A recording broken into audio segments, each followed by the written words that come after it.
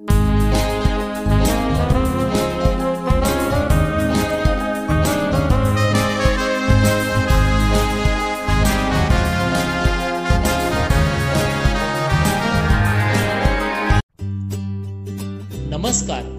मी मनोज आहेर.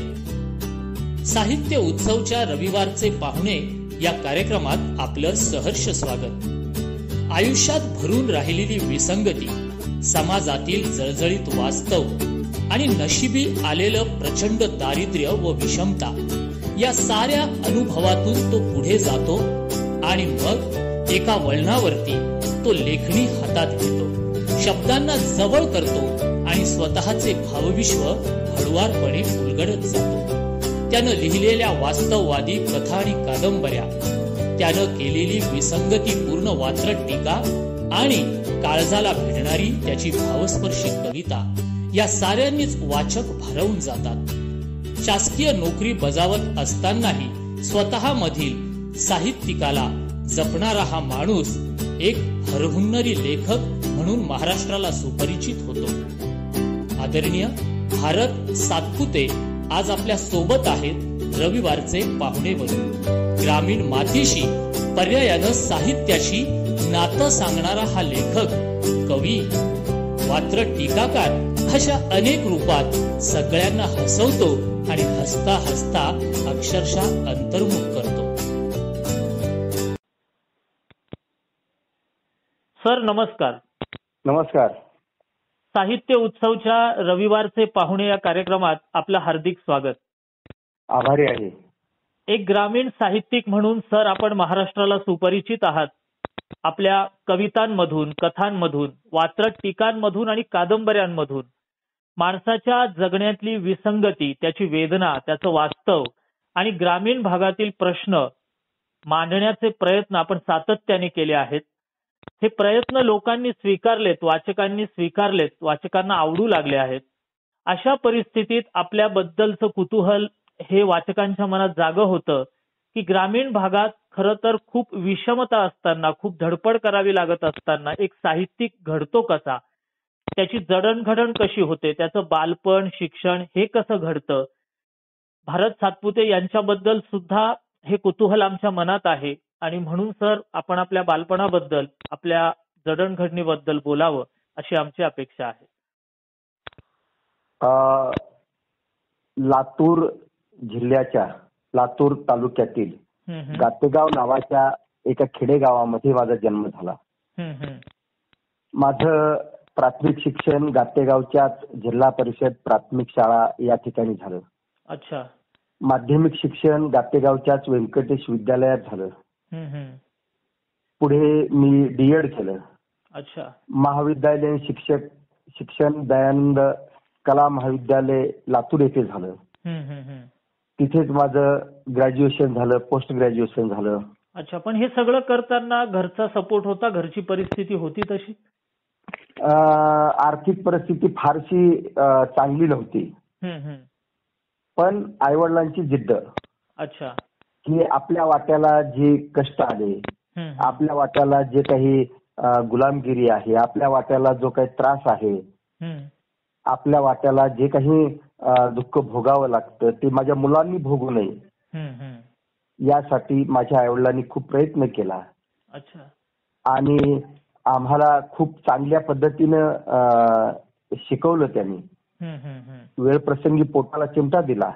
अच्छा. पण त्यांनी शिकवण्याचा आम्हाला प्रयत्न केला.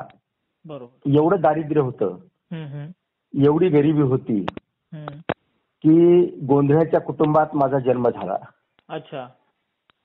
आणि मग दिवाळीला वगैरे असं मागून आणावं लागायचं. तर त्या झोडीवरती तुटून पडायचं. करंज्या, लाडू, काय जे असेल ते. हो हो. कुणी जुने कपडे द्यायचे, ते कपडे आपल्याला येतेत का बघायचे. आणि मग तेव्हा मी असं लिहिलं एके ठिकाणी की दिवाळीच्या सणाला माझे आईवडील काय म्हणत असतील. मी जेव्हा कविता लिहायला सुरुवात केली तेव्हा मी माझ्या बालपणीची एक कविता लिहिली ती अशी. अर दिवाळीच्या सणा नको उद्या तर येऊ, अर दिवाळीच्या सणा नको उद्या तर येऊ, चूल आजारात माझी काय तिच्यावर ठेवू, काय तिच्यावर ठेवू. दारी मालकाच्या गेलो नाही वेदनांना घर, दारी मालकाच्या गेलो नाही वेदनांना घर.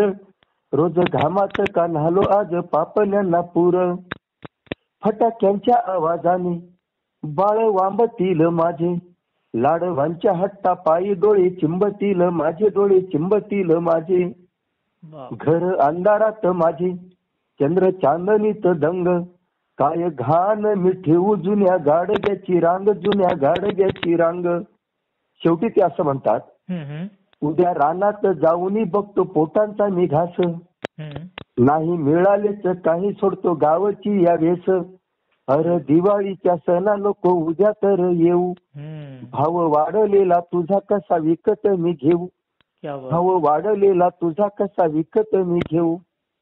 सर असं मला स्वतःच्या जगण्यातल्या दुःखाचा अनुभवच तुमच्या कवितेत उतरला. खरं तर ही कविताच तुमचं सगळं बालपण उभं करून जाते, वेदना उभी करून जाते. आणि इतकं सगळं असताना तुम्ही मगाशी उल्लेख केला की तुम्ही गोंधळी परिवारात जन्माला आलेले आहात. कुठे थोडासा कलेचा वारसा होता तुम्हाला तिथे? कलेचा म्हणजे काय, गाणे म्हणणे, वडील वगैरे, आई जात्यावरती गाणी म्हणायची. आता ह्या पिठाच्या गिरणी आल्या, त्यावेळेस जात्यावर दळावं लागायचं. आणि किंवा मग थोडीशी अल्पभूधारक आहे, थोडीशी जमीन आहे, मग तिथे ज्वारी काढताना, करडं काढताना मला आठवतं की आई शब्दानी शब्द अशी गाणी रचायची. अच्छा.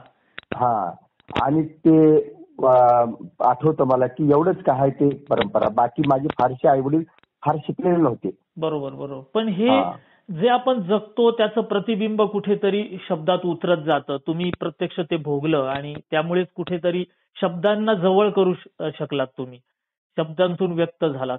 सर मग हे सगळं तुम्ही करत होतात, एका बाजूला कौटुंबिक पार्श्वभूमी होती अशी दारिद्र्याने पिचलेली, संघर्ष होता, शिक्षण सुरू होतं, मोठं व्हायचं स्वप्न होतं, आणि हे सगळं करताना मग तुम्हाला कधी वाटलं की तुम्ही 4 ओळी लिहू शकतात? असं कधी वाटलं तुम्हाला? पहिला प्रयत्न. मी हायस्कूलला शिकत होतो. तेव्हा मला आम्हाला जे काही शिक्षक होते खूप छान, खूप कलावंत. अच्छा. आणि त्यांच्या शिकवण्यामध्ये ना असं पुरवणी संदर्भ जे म्हणतात, पुरवणी वाचन जे म्हणतात, ते खूप खूप असायचे. अच्छा. म्हणजे त्यांना एक एक कविता शिकवण्यासाठी एक एक आठवडा लागायचा. एवढं त्याच्यामध्ये ते रम्मान व्हायचे. क्या बात आहे. पूर्ण उतरून जायचे त्या प्रकारे. पूर्ण उतरून जायचे. आणि गावामध्ये का लहानपणी आमच्या वेगवेगळे नाटकाचे प्रयोग व्हायचे. अच्छा. खूप नाटकं बघितली त्याच्यामध्ये की गावातले खूप कलावंत त्याच्यामध्ये भाग घ्यायचे. आणि मग त्याची कुठेतरी आम्ही अनुकरण परंपरा, त्याच्यामुळे हे आम्हाला मिळालं. आणि त्यावेळेस टीव्ही नव्हता. बरोबर. रेडिओ होता त्यावेळेस. बरोबर. आणि रेडिओ तर आमच्या घरी नव्हताच. दुसऱ्या पण ऐकायचं कुठे शेजारी पाजारी. बरोबर. म्हणजे खूप तुटपुंज असलं तरी जे मनोरंजनाचं साधन होतं ते दर्जेदार होतं. शाळेतलं शिकवणं असेल, नाटकं असतील, आकाशवाणी असेल, हे दर्जेदार उपलब्धता होती आणि सोबतीला स्वतःचे अनुभव होते. मग सगळ्यात अगोदर भारत सातपुतेंनी काय लिहिलं? कविता, कथा की वात्रट टीका? सर्वात अगोदर मी कविता लिहिली. अच्छा. ज्याचा साधारणतः 1985-86 ला म्हणजे मी माझं 88 ला मॅट्रिक झाली, 80 ला B.Ed झालं. अच्छा. आणि त्यानंतर मी एक महाराष्ट्र राज्य लोकसेवा आयोगाची परीक्षा देऊन काही दिवस मी मुंबईला क्लार्क म्हणून नोकरीला होतो. आणि मग मी तिथून ते थोडेसे तिथे राहण्याची गैरसोय वगैरे किंवा अडचणी, आणि माझ्या वडिलांनी गर्दी बघितली खूप, मुंबईतली गर्दी. ते म्हणाले की आपल्या घरची मिरची भाकर खाऊ आणि सुखानं गावाकडे जगू, चल म्हणाले. मग मी आलो. माझं B.Ed झालेलं होतं. मग मला कॉल आला शिक्षकाचा. अच्छा. आणि मग मला शिक्षकाची नोकरी लागली. तेव्हा मी 14 एप्रिल 82 ला नोकरी लागली. अरे वा. तर आणि सुट्टीच्या दिवशी मी जॉईन झालो. क्या बात आहे. पुढे बोलताना मी तुम्हाला संदर्भ देईन की मी सुट्टीच्या दिवशीच कामं जास्त केली. बर बर. या सुट्टी देखील वाया घातल्या नाहीत असं असो. पण मग मी पहिला कविता संग्रह जो काढला तो काढला जगणं माणसाचं. अच्छा. 1986 ला. आणि तो नाशिकच्या दौबिंदू प्रकाशनाने काढला. छान. हा. तिथे मी कवितेच्या निमित्ताने गेलो, ओळख झाली. पण थोडे बहुत पैसे त्यावेळेस कविता संग्रह काढायला द्यावे लागले. हो. आणि त्याच्यानंतर मी 1992-93 ला ही तिरंगी झेंडा नावाचा कविता संग्रह काढला. अच्छा. लोक शिक्षक सोसायटीचे कर्ज काढून लोक घरं बांधतात, शेतं घेतात. पण मी खरं सांगतो तुम्हाला, आयुष्यभर मी अनेक पुस्तकासाठी शिक्षक सोसायट्यांचं म्हणा, बँकेचं म्हणा कर्ज काढलं. बापरे, ही महाराष्ट्राच्या लेखकांची शोकांतिका. आणि माझा दुसरा कविता संग्रह ही तिरंगी झेंडा 26 जानेवारी 1993 ला निघाला. अच्छा. हा. आणि पहिल्या कविता संग्रहाचं एखादी आठवण, एखादी कविता सांगा ना, त्यातली एखादी कविता आम्हाला ऐकवा ना. पहिल्या कविता संग्रहामध्ये की 11 म्हणजे 10वीच्या नंतर किंवा मग लातूरला शिकायला जाताना आई काय म्हणत असेल, तिला काय वाटत असेल. बरोबर बरोबर. शहरात शिकायला जाताना. हा, शहराला शिकायला जाताना, तालुक्याच्या ठिकाणी शिकायला जाताना काय वाटत असेल असं मी मनामध्ये कल्पना केली. हो. आणि मी असं लिहिलं, लेक माझा शिकाया ग तालुक्याच्या गावी जातो. लेक माझा शिकाया ग तालुक्याच्या गावी जातो, कसलं काले जमन बाई औंधा 13वी शिकतो. वाव. पहाटेच्या थंडाईला चूल माझी धुमसते, जाळासाठी जीव माझा तिळ तिळ गारटतो. हातामध्ये एक वही कसा तड तड चालतो, अंग्रेजी ग कसा बाई खड खड वाचतो. क्या बात. शेवटी आई असं म्हणते, जर वर्षाला बाई लेक माझा पास होई, म्हणून कालचा ग घाम आज फुलावानी वाटतो. लेक माझा शिकाया ग तालुक्याच्या गावी. क्या बात आहे. आईचं स्वप्न म्हणजे खऱ्या अर्थाने आई उतरवली तुम्ही कवितेत, की तिला काय वाटतंय तुमच्याबद्दल. खरं. मी पुढे मी आईबद्दल एका ठिकाणी असं म्हटलं, रानोमाळ उन्हावर काटेरी गोंदणे गोंदून, आमच्यासाठी तू उभी चंद्र चांदणे घेऊन. क्या बात आहे. 10 बोटांना सोलून दिली सुवासी कातडी, डोळ्याआड ठेवून या तुझी उपाशी आतडी. भोगून या आयुष्याची अशी आबाळ आबाळ, भोगून या आयुष्याची अशी आबाळ आबाळ, आम्हा डोळ्यातले हसो तुझे गबाळ गबाळ, तुझे गबाळ गबाळ. जबरदस्त. क्या बात आहे सर. इतकं म्हणजे अनुभवल्याशिवाय हे प्रामाणिकपणे, प्रांजळपणे उतरू शकत नाही शब्दात. बरोबर. शब्दाला सुद्धा एक मर्यादा असते, की शब्द कसेही सुचू शकतात, पण शब्दामागची तळमळ ही फक्त त्यालाच माहित असते ज्याने भोगलेली आहे. आणि आमच्या साहित्यामध्ये अनेकांनी आईवरची कविता लिहिली आहे, मी लिहिली आहे. बरोबर. पण मी तुम्हाला एक गोष्ट सांगतो, मी बापावर देखील कविता लिहिली. क्या बात आहे. आम्हाला नक्की आवडेल सर, कारण त्यांनी पदोपदी संसाराचे, पदोपदी संसाराचे किती डसतात साप, तरी पचवून विष वेल वाढवितो बाप. बाप. नाही कीड नाही चिड असे वेळेवर काम, लाजून या चूर होई घड्याळाचा आला राम. अरे बाप. कधी उसवतो बाप, कधी थकतात पाय, पिऊन या अंधाराला देते चांदण्याची साय. क्या बात. वही नाही फीस नाही चिमुकल्यांचे तगादे, किती जणांना करावे रोज उद्याचे वायदे. खरंय. शेवटी असं म्हटलं की शिव्या खाऊन धन्याच्या खाया देतो आम्हा पोळी, शिव्या खाऊन धन्याच्या खाया देतो आम्हा पोळी, तप्त तव्यावर उभा बाप माझा वाल्या पोळी, बाप माझा वाल्या पोळी. क्या बात आहे. वास्तव, हे खरं वास्तव आहे. कारण बऱ्याच म्हणजे खूप मोठमोठ्या साहित्यिकांनी नाही घेतली बापाची दखल, जे घेणं खरं तर खूप गरजेचं आहे. पण तुम्ही तुमच्या कवितांमधून घेतली. सर, तिरंगी झेंडा 1993 ला तुम्ही प्रकाशित केला. नावावरनं थोडं कुतूहल वाटतं. 26 जानेवारी देशाबद्दलचं काहीतरी असणार. काय वाटतंय तुमच्या कवितेत देशाबद्दलची? काय असं लिहिलंय काय की आता मंत्रालय म्हणतात, जुनं नाव सचिवालय. सचिवालय. एकदा मी तिथे झेंडावंदनाला उपस्थित होतो आणि बाहेर असा एक फाटक्या कपड्यातला एक माणूस उभा आहे, अशी कल्पना. अच्छा. आणि झेंड्याला सलामी झाली, सर्व लोक निघून गेले, पण तो तिथेच उभा आहे. बर. त्याला काय वाटतं झेंड्याबद्दल? खरं तर आपल्याला जे स्वराज्य मिळालं हे शहाण्या माणसाने नाही, वेड्या माणसाने मिळवून दिलं. बरोबर आहे. हा. आणि स्वराज्य करणं हे आपलं काम आहे, खरं तर काम आहे. हा. मी तेव्हा कविता अशी लिहिली, हे तिरंगी झेंडा नाव त्याचं, ही अनेक भाषेमध्ये अनुवाद झाली. कविता अशी आहे, झेंड्याला सलामी ठोकताच ऑफिसच्या गाडीत कुणी परमिट गाठले, तर कुणी हप्ते भरू जुगारांचे मठ धरले. बर. ज्यांना असलं जगझेट जमत नाही त्यांनी घरी जाऊन मागच्या खोलीत उद्याचे सौदे उरकून घेतले. बापरे. घाम गाळणाऱ्यांचा झेंडा असा वादळ वाऱ्यात तडफडताना सुट्टीच्या मधूसाठी खुर्चीवाली चंद्राशी चंद्रे होऊन पांगत गेले. तेव्हा एक जक्कड स्वातंत्र्य सेनानी झेंड्याजवळ उभा राहून झेंड्याला म्हणत होता, तिरंगी झेंड्या, असा अंगभर कपड्याला मुकत मुकत मी आता स्मशानाकडे चाललो आहे, पण निदान इथल्याच अशा कावळ्यांच्या लक्ष्यापासून बचण्यासाठी तुझ्या हातभर कपड्याने माझी प्रेत तरी झाकशील का? माझी प्रेत तरी. क्या बात आहे. अरे जबरदस्त वास्तव आहे सर. म्हणजे आजची परिस्थिती जी 1947 नंतर खरं तर कोणतीही शासन व्यवस्था बदलवू शकलं नाही. बरोबर आहे. आणि आजही माणसं दारिद्र्यात पिचलेली आहेत. खरं. आणि खूप मोठं वास्तव तुम्ही या कवितेत मांडलेलं आहे.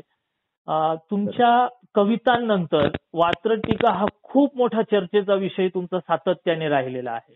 बरोबर आहे. तर या वात्रट टीकांची सुरुवात तुम्ही केव्हा केली? म्हणजे जेव्हा कविता सुरू केली तेव्हाच की खूप उशिरा झाली? नाही, कवितांच्या बरोबरच मी वात्रट टीका लिहायला सुरू केल्या. आणि वात्रट टीका म्हणजे काय? विसंगती. हो, विसंगती. बरोबर. हा. म्हणजे मी जेव्हा मुंबईला लोकलला प्रवास करायचा तेव्हा इमारतीची पाठीमागची बाजू ही लोकलच्या रुळाच्या दिशेने. बरोबर. हा. तेव्हा त्या लोकलमध्ये प्रवास करताना असं जाणवायचं की ज्या इमारतीमधून जे आंघोळ करतात त्याचं पाणी, जे सांडपाणी आहे ते पाईपच्या ठिकाणी येतं बाहेर, आणि तिथे हे गरीब लोक, भिकारी लोक आंघोळ करतात. म्हणजे त्यांनी केलेल्या आंघोळीच्या पाईपाखाली हे आंघोळ करतात. तर मला असं वाटलं विनोदानं, मी म्हटलं त्याला की अरे तुम्ही जरा जास्त वेळ आंघोळ करा, म्हणजे खाली भिकारी गरीब लोक जास्त वेळ आंघोळ करतील. बरोबर. आणि मला नेहमी विसंगती व्हायची. कशी? की जेव्हा मुंबईला गेलो तेव्हा काही दिवस माझे श्रद्धास्थान असलेले विलासरावजी देशमुख यांच्या रूम मध्ये राहायचं आम्ही. आमदार निवास. तर मी त्यांना म्हणालो एकदा, मुंबईचे लोक सर मला काय दानशूर आहेत, दयाळू आहेत, प्राण्याविषयी दया मात्र आहे त्यांना. ते म्हणाले कसं काय? मी म्हणलं हे काय इमारतीवरती हे लोखंडी जे उभा केले तर आकडे किंवा ते कसं काय? ते म्हणाले अहो ते टीव्हीच्या अंटीना आहेत म्हणजे. असं. किंवा मी शिकायला असताना राजाभाऊ उजीरकर आमचे गुरु, काय ते पुढे शिक्षक आमदारी झाले होते. तर त्यांनी एकदा महसूल मंत्र्यांना आमच्या गातेगावला बोलवलं आणि पाऊस पडायला आणि स्वागताला आम्हाला उभा केलेलं मुलांना कडनी. आली त्यांची गाडी. तर त्यावेळेस मला काय माहित नव्हतं ना, गाव सोडून कधी माहितच नव्हतं. बरोबर. आणि मग त्या गाडीला काय झालं की असं हे फिरायला वायपर. आम्हाला असं वाटलं की मंत्री लोक आहेत, सर्वजण यांना नमस्कार करतात, त्यांना बाय करतात. तेव्हा सर्वांना यांना नमस्कार आणि बाय करून यांचे हात दुखतील म्हणून ते गाडीला वायपर बसवले. आता नंतर मी 4 व्हीलर वापरतो, आता मला कळालं की हे पाण्यासाठी वायपर असतं. म्हणजे अशा खूप छोट्या छोट्या गोष्टींमधली विसंगती शोधून ती लोकांसमोर मांडणं आणि खोड्या करायचा फार लाभ. हो बरोबर. खोडकर माणूसच कसा लाभ होता की गावाकडे माझ्या शेजारी एक माळ्याचा वाडा, तिथे एक व्हेटरनरी डॉक्टर राहत होते. मी तेव्हा 5वी-6वीला असेल. आणि त्यांचा एक मुलगा होता जो रेडिओ घेऊन बसायचा सारखा, त्याला लय रेडिओ राहत. मी त्याला म्हणालो अरे तू त्या रेडिओ मधल्या माणसांना थोडं तरी जेवायला, झोपायला, जरा विश्रांती करायला वेळ दे. तू सारखं रेडिओ लावल्यावर त्यांना झोप कशी मिळेल? बरोबर. त्या मुलाच्या मनामध्ये कुतूहल जागा झालं. आणि मग ते आई कुठे धुण्याला गेली, वडील ड्युटीला गेले, आम्ही शाळेत गेलो. शाळा सुटल्यावर मी गेलो. मला म्हणला, काका काय किती खोटं बोलतो अहो. मी म्हणलं काय झालं. अहो म्हणले मी रेडिओ फोडून बघितला म्हणले, मध्ये माणसं नाहीतच. अरे रे रे असा ना. क्या बात आहे. नाही म्हणजे या गोष्टी असल्यामुळे, प्रॉपर विनोद बुद्धी असल्यामुळेच या कोट्या तुम्हाला सुचू शकल्या. बरोबर. तर तुम्ही राजकारण्यांवर आणि विशेषतः भ्रष्टाचाराविरुद्धच्या खूप साऱ्या कविता किंवा वात्रट टीका केल्या आहेत. तर त्या आम्हाला एखाद दोन ऐकवा ना. हो. मी आयुष्यामध्ये ठरवलंय, कुठल्याही परिस्थितीमध्ये कुठल्याही पदावरती काम करू, राजकारणाची किती ओळख राहू, करप्शन नाही करायचं. बरोबर. आणि त्यांच्याकडून फार मिळवून काही आगाव त्याच्यात कमवायचा असला माझ्या मनामध्ये कधीही आतापर्यंत हेतू राहिलेला नाही. पण मी 10वीच्या नंतर मला वडील म्हणाले, आता बसून काय करतोस, थोडं काहीतरी सुट्टीमध्ये काम कर. मग मी चिंचा फोडायला जायचं. अच्छा. असे कामं करायचे. आणि त्याच दरम्यान दूध घालायला, म्हणजे गातेगावचं दूध गोळा करायचं आमच्या घरी. चिकोड्याला जाऊन दूध आणायचं आणि ते चिंचोली नावाच्या गावात त्या दूधवाल्याच्या ठिकाणी घालायचं. बरोबर. आणि तिथे घातल्याच्या नंतर त्यांना मग ते महिन्याला 75 रुपये पगार ठरलेला. मग त्या दूधवाल्याने त्यांची जुनी सायकल मला दिली होती. अच्छा. आणि ते म्हणाले की 2 महिने तू काम कर, तुला ही जुनी सायकल 60 रुपयात देऊन टाकतो. बर. मनामध्ये पाप आलं माझ्या. आणि त्या चिकुरड्यावरून दूध गोळा करून गातेगावला येताना मी एका ठिकाणी त्या घागरीमध्ये 2 घागरी असायच्या, त्याच्या एका दोन्ही घागरीमध्ये मी थोडं थोडं पाणी घालायचं. बर. कारण घरी पाणी घालावं तर आई वडिलांच्या समोर मार देते. बरोबर. आणि म्हणून मी पाणी घातलं. तर हे 2-3 दिवस सपारलं. आणि एके दिवशी बांधावरून सायकल अशी येत असताना सायकल घसरली. त्याला बांधलेला दांडीला दोर आहे तो निघाला आणि दोन्ही घागरी लवंडत खाली गेल्या. अच्छा. अशा रीतीने घागरी पालट्या झाल्या. आणि त्याची नुकसान भरपाई द्यायला मला 1 महिना फुकट नोकरी करावी लागली. अरे यार. तेव्हापासून आयुष्यात ठरवलं, नाही खोटं वागायचं. बरोबर. हसवायचं नाही कोणाला. बरोबर. आणि आपण ही चुकीच्या मार्गाचा पैसा नाही कमवायचा. पुढे आयुष्यात मी अनेक मोठ्या पदावरती कामं केली. साक्षरता अभियानात केलं, सर्व शिक्षा अभियानात केलं. मी नेहमीच भ्रष्टाचाराच्या विरोधामध्ये लढलो. पण तुम्हाला एक गंमत सांगतो, भ्रष्टाचाराच्या विरोधामध्ये भाषण करणं सोपं.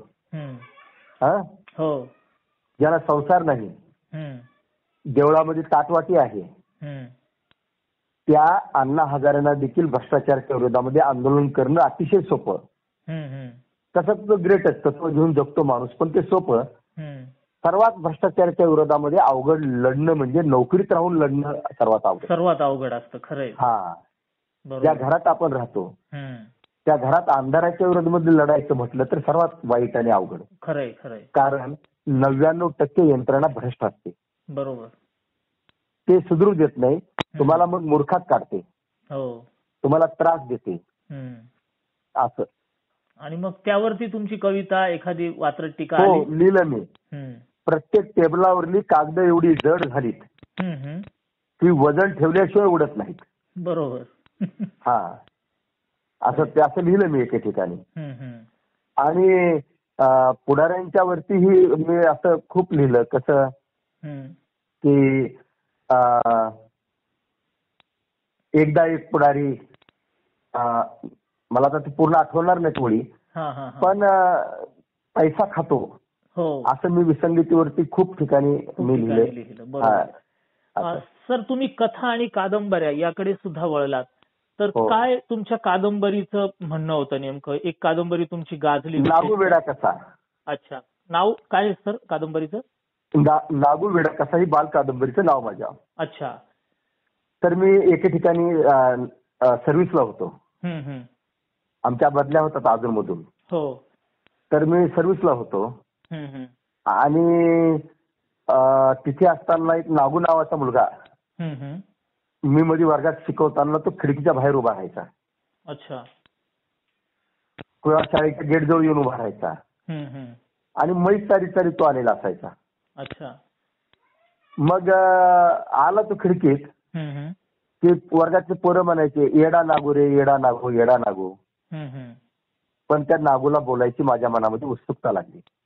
अच्छा. आणि मग मी त्याच्याशी बोलू लागलो हळूहळू. मग पुन्हा नागू शाळेतून मध्ये येऊन बसू लागला. म्हैस कुठेतरी बांधायचा आणि यायचा. हो. आणि तो म्हणायचा, सर वर्गातल्या पोराची नावं घ्यायची, हो का, हे चहा पितोय बघा, हे पाव खातोय बघा, हा हे तंबाखूचा तोटा घेऊन घरी देतोय बघा. अच्छा.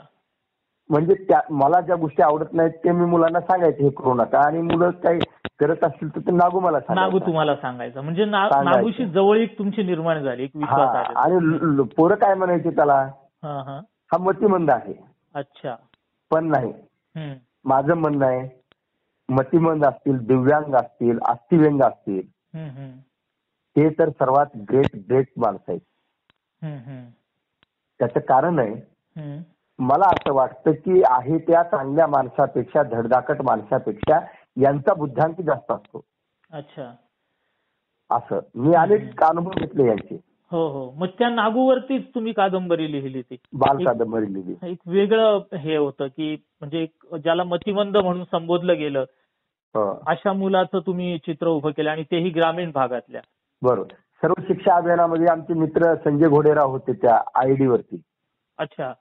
हा, तर तुम्हाला गंमत सांगतो, त्यांना जर म्हटलं संजय कुमार जरा त्या एका तालुक्याच्या कोऑर्डिनेटरचा नंबर सांगा, फोन लावा, किंवा तुम्ही याचा नंबर सांगा, अहो आम्हाला आमचे नंबर पाठ नाहीत. आणि घोडेरावची कमाल अशी की किमान 200-300 नंबर पाठ. बरोबर. पण मला सांगा, बुद्ध्यांक कुणाचा जास्त? असे प्रश्न. सर, आतापर्यंत साधारणपणे तुमचे कविता संग्रह, वात्रट टीका, कथा, कादंबरी प्रकाशित झाली. किती पुस्तकं साधारण आतापर्यंत प्रकाशित झालेली आहेत? माझी काही पुस्तकं प्रकाशकाने काढली. अच्छा.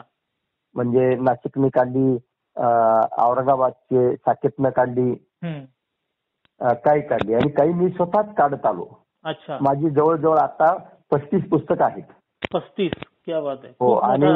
आणि जवळजवळ 36-37च्या याच्यात गल्लीपासून दिल्लीपर्यंतचे पुरस्कार मिळाले. 36 पुरस्कार भेटले. छान छान. पण मी अजूनही जमिनीवर आहे. हा. आणि मला अजूनही असं वाटतं की माझ्या लेखनाची सुरुवात हे आता कुठं झालेली आहे. बरोबर बरोबर.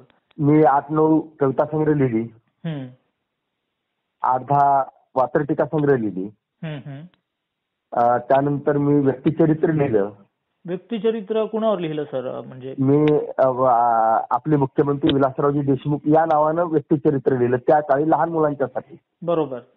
आणि आता जी माझी 3 नवीन पुस्तकं आलेत, त्यामध्ये मी पुन्हा आदरणीय विलासरावजींच्या वरती 400 पानाचं मांजरा काठ नावाचं एक पुस्तक संपादन केलेलं आहे. अरे वा, छान. हे झालं. त्यानंतर मग मी साक्षरतेचं चांगलं नाटक लिहिलं. अच्छा. साक्षरतेची गाणी लिहिली. क्या बात आहे. युद्ध उद्याची पाण्यासाठी पाण्यावरल्या दीर्घ कविता लिहिल्या. म्हणजे साहित्याच्या विविध क्षेत्रामध्ये तुमची मुसाफिरी सुरू आहे, असं आपण म्हणू शकतो की प्रत्येक क्षेत्राला तुम्ही स्पर्श करीत आहात त्यातल्या साहित्यातल्या. शासनाने सुद्धा आणि विविध संस्थांनी सुद्धा तुमच्या साहित्याची दखल घेतलेली आहे. सर, आता शासकीय नोकरीतून तुम्ही निवृत्त झाले आहात आणि लेखनाला जास्त वेळ देत असाल अर्थात. बरोबर. आत्ताची पिढी सुद्धा लिहायला लागलीय, काही नवी मुलं लिहितायत, लिहिण्याचा प्रयत्न करतायत.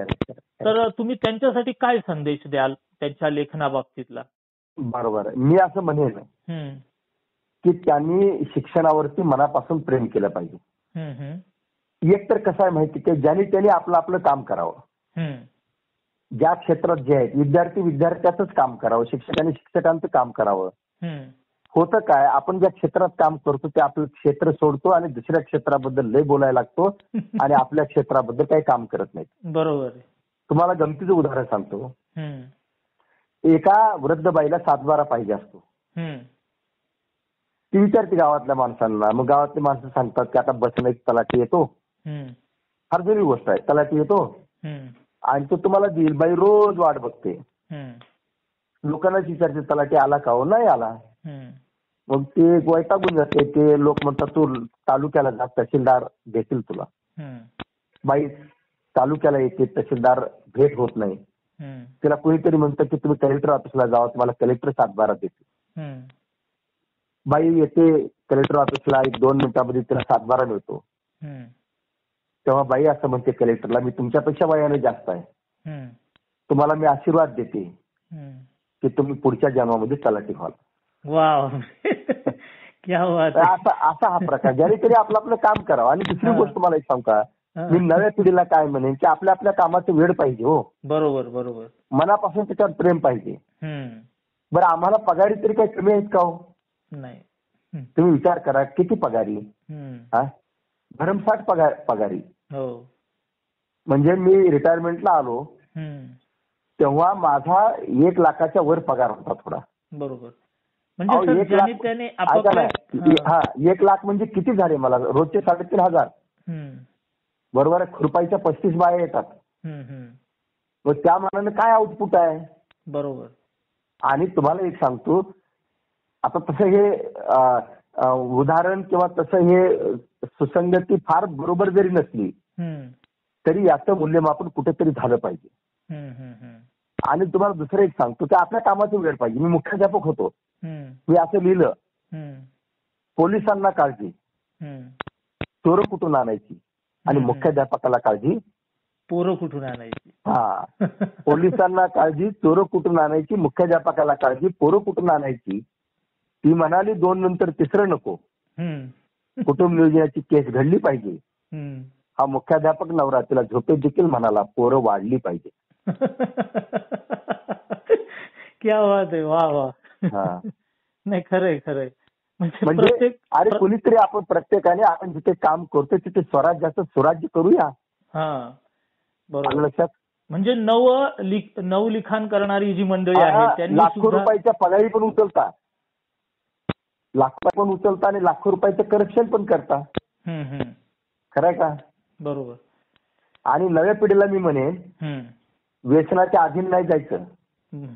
आता माझं वय वर्ष 58 संपून गेलं. हो, मी तुम्हाला शपथपूर्वक सांगतो, मी अजूनही कधी चहा पित नाही, सुपारी खात नाही, मला कसलंही व्यसन नाही, नॉनव्हेज नाही. सरळ साधं जगतो. सकाळी सकाळी जेवायला लागतं. सकाळी लवकर उठून मी व्यायामाला जातो. बरोबर. व्यायामावर आलं की मला जेवायला लागतं. संध्याकाळचं जेवण माझं लवकर होतं. आणि व्यसनाच्या अधीन नाही मी. कसं होतं सांगतो, आता काळ कसा बदललाय. पूर्वी बापाला सफरचंद आवडायचा, आता मुलांना माणिकचंद आवडतो. हे व्यसनाच्या अधीन का बरं मुलं जातात. आणि सर्वात गोष्ट यांना देव बाकीच्या गोष्टी नाही कळायला तरी चालतील. क्रांतीवीर वगैरे सर्व सर्व उशिरा कळायला तरी चालेल. याला सर्वात प्रथम यांचे आईवडील कळावेत. बरोबर. कष्ट करणारे ती जाण घेऊन यांनी पुढे जावं. शहरामध्ये शिकायला पाठवतात आणि या मोबाईलने तर वाटोळ केलं. हो, या मोबाईलने तर शिक्षण क्षेत्रातही वाटोळ व्हायले आता. या पिढीचंही वाटोळ व्हायले. नाही, बरोबर. म्हणजे सर, ज्याने त्याने जाण ठेवली, अनुभव सोबत ठेवले आणि संस्कार घेतले तर एक चांगली पिढी घडेल, चांगले साहित्यिक निर्माण होतील. सर, जाता जाता शेवटी एक कविता तुमची ऐकायला आम्हाला आवडेल की जी वास्तववादी आणि एक नवीन काहीतरी आम्हाला देऊन जाईल. बरोबर आहे. मी एक म्हणेन, एक पहिली गोष्ट अशी, हुंड्याच्या प्रथा बंद झाल्या पाहिजेत. आजही जे जास्त शिकले त्यांना सर्वात जास्त हुंडा लागतो. कायदा काही असेल, नोटा नाही तर सोनं द्या. बरोबर आहे. बरोबर. असो, ती कविता मी तुम्हाला कधीतरी नंतर म्हणून दाखवेन हुंड्यावरली. पण विद्यार्थी आहेत आणि विद्यार्थ्यांच्यासाठी मी एक कविता म्हणतो की मी तुम्हाला बालपण सांगितलं, त्या बालपणांच्या वरली मी कविता तुम्हाला सांगतो. कवितेचं नाव आहे, आवं कवा तरी चांदणं दिसल. अच्छा. म्हणजे आता शाळेमध्ये काय मिळतं, खिचडी मिळते. बरोबर. आमच्या वेळेस सुकडी मिळायची. आणि एकदा त्या जर्मनच्या डब्यात घेतलेली सुकडी ज्याला टोपण नाही ती घ्यायची, गप्प गप्प खायची आणि पुन्हा अजून रांगेमध्ये उभा राहायचं. बरोबर. शिक्षक रट्टे द्यायचे, अरे आता तर तुला दिली म्हणायची, पण द्यायची पुन्हा सुकडी. ती घरी घेऊन जायचं, त्याचा शिरा करून खायचा आणि एक वेळा आमचं असं भागत होतं. बरोबर. हा, तर लहानपणची जी कविता आहे, माझ्या नाही, समाजातल्या सर्व गरीब मुलांची कविता आहे. मुळामध्ये मी तुम्हाला सांगेन, प्रतिष्ठेचे 3 वर्ग आहेत आणि खोटे आहेत. ज्यांना घरी बसून फोनवर सर्व मिळतो, सर्व वस्तू मिळतात, तो या देशामध्ये नंबर 1चा प्रतिष्ठित आहे. ज्यांना मागच्या दारानं सारं मिळतं, तो नंबर 2चा प्रतिष्ठित आहे. आणि ज्यांना तासन तास घाम गाळून हातावरती काही भेटत नाही, तो नंबर 3चा प्रतिष्ठित आहे. या समाजामध्ये चप्पल बनवणारा चांभार स्वतःच्या पायामध्ये नवं चप्पल घालू शकत नाही. विमान बनवणारा कारागीर विमानामध्ये बसू शकत नाही. घर बांधणारा दुसऱ्याची गौंडी हा स्वतःचं नवं घर बांधू शकत नाही. आणि आयुष्यभर शेतामध्ये राबणारा शेतकरी आकड श्रावणामध्ये ज्वारीचे एकही पोतं आपल्या घरामध्ये ठेवू शकत नाही. कारण या समाज व्यवस्थेमध्ये घाम घालणाऱ्या माणसाला किंमत नाही, घाम विकत घेणाऱ्या माणसाला सर्वात जास्त किंमत आहे. आणि त्याच्यामुळं हे कधी बदलेल, हे शिक्षणामधून क्रांती होईल. मुलं चांगली शिकली पाहिजेत आणि सामाजिक भान असलं पाहिजे. डॉक्टर व्हायचं, इंजिनियर व्हायचं, पण कशासाठी? पैसा कमवण्यासाठी. पैसा कमवण्यासाठी, समाजाच्या सेवेसाठी नाही, अशी भावना आहे, ती बदलली पाहिजे. असो, माझ्या कवितेचं नाव आव कवा तरी चांदणं दिसल या कवितेने मी समारोप करतो. मुक्त छंदातली कविता आहे. यातले सारे खेड्यातले शब्द आहेत. सणाच्या दिवशी माय माझी दुकानं कवा उघडते त्याची वाट बघायची. सणाच्या दिवशी माय माझी दुकानं कवा उघडते त्याची वाट बघायची. मग थोडं थांबून शानी माझी बाय पार खालच्या गाडग्यातली उजळभर ज्वारी घेऊन वाऱ्यासारखं दुकान गाठायची. तेव्हा दुकानदार चिडून म्हणायचा, तुला एवढीशी ज्वारीत काय काय देऊ? माय माझी तर दुकानदारला म्हणायची, मालक आज सण आहे, थोडंसं गोड तेल द्या आणि माझ्या लेकराच्या चढ्या तरी शिवायला दोऱ्याची 2 पदरं द्या. तेव्हा मी लहानगा होतो. माईच्या बोटात धरून हळूच म्हणायचं, माय मला चॉकलेट दे. सणाचा दिवस म्हणून की काय माय माझा लाड करत भीक भीक सावकार दुकानदारला म्हणायची, मालक या बाटलीतलं गोड तेल थोडंसं वतून घ्या, पण माझ्या पोराला एखादं चॉकलेट द्या. क्या बात आहे. बाटलीतलं गोड तेल वतून घेताना माय माझी उदास दिसायची. आज दुकानदाराने रागा रागात माझ्या अंगावर फेकलेलं चॉकलेट मी तोंडात तगळताना माय माझी तिलभर हसायची. लागली तर आम्ही आमचं मोडकं तो छप्पर गाठायचं. तेव्हा फाटलेली चड्डी 17 जागी फाटलेली चड्डी शिवून देताना आज सणासारखं वाटायला दाटलेल्या आनंदाने मी टुलुकशी रोड मारायची. आता सणाच्या दिवशी मी घरी राहावं तर शेजाऱ्या पाजाऱ्यासारखं केलेलं खायला मागतोय ते माईला माहित होतं, म्हणून माय मला खोटंच म्हणायचं, अरे मास्तर मध्ये भजी भजी शाळेला जा. 17ची पाटी काकाला गज धरून मी तरत शाळेत यायचं, तेव्हा शाळा झोपलेली असायची. वाटायचं अजून वेळ झाली नसेल, आभाळात बघून वेळ ठरवावी तर आभार सर भरून आलेलं. तेव्हा मी ओठावर पुटपुटत म्हणायचा, सणाचा दिवस म्हणून सूर्यगावत गेलेला दिसतो तिच्या माईकडे. मी रागारागाने घरी यायचं. माझा अर्धा राग शाळेवर असायचा, अर्धा राग माईवर असायचा. तो भुकीलं तोंड बघून माय माझी निर्गुणीने शिवलेलं दार आडवं लावून जेवायला वाढायची. तेव्हा चोत्यासहित केलेल्या गव्हाच्या चपात्या बघून माझ्या तोंडाला पाणी सुटायचं. मायला म्हणायचं, माय मला पोटभर खायचंय. त्या सणाच्या दिवशी मी खाऊन खाऊन जेवढं राहील तेवढंच माझी माय पटकराखाली झाकून ठेवायची. आणि सांच्याच माझी बाप रानातून आला की घासीत लवकर संपल म्हणून मिनमिन त्या चिमणीला बसून दोघं खाऊन घ्यायची आणि पोट भरण्यासाठी पुन्हा ढसढस पाणी प्यायची. शेवटच्या वेळी माझे झाकालेले डोळे बघून माय माझी उतरडी लागून भोरगं टाकायची. लागलीच माझा बाप माझ्याजवळ येऊन लवडायचा आणि चाळणीसारख्या छपरातून आभाळाकडे बघता बघता माझा बाप माईला म्हणायचा, अगं वर बघ, आज सणाच्या दिवशी किती अंधार घातलाय. तेव्हा जर्मनचे फाटके तुटके भांडे घासता घासता माझी माय आभाळाकडे एकदाच बघायची आणि पुन्हा बापाकडे बघून हसत हसत म्हणायची, आव केव्हा तरी चांदणं दिसत, आव केव्हा तरी चांदणं. किती मोठा आशावाद, इतका संघर्ष, इतकी विषमता, इतकं दारिद्र्य आणि इतकं कष्ट असताना सुद्धा माणूस आशावादी असतो आणि तो आशावाद तुम्ही या कवितेत त्या आईच्या तोंडी वदवला आहे. सर, आपली कविता ही वास्तववादी आहे, कडवट वाटते काही क्षणी, टीका करते, बोचरी वाटते, पण तीच कविता आशावादी सुद्धा बनवते माणसाला. प्रचंड निराश असलेल्या मानवाला आज आशा दाखवण्याची गरज आहे.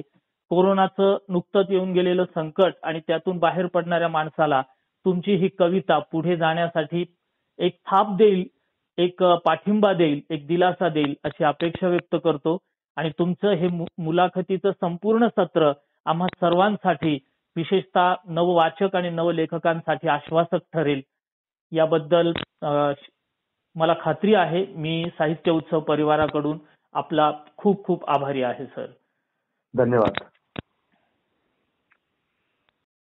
दर्जेदार साहित्याचा आणि कलाकृतींचा आस्वाद घेण्यासाठी जॉईन करा साहित्य उत्सव व्हॉट्सअप किंवा टेलिग्राम ग्रुप.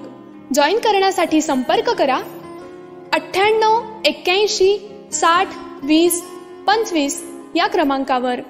संपर्क क्रमांक पुन्हा एकदा 9881 60 2025.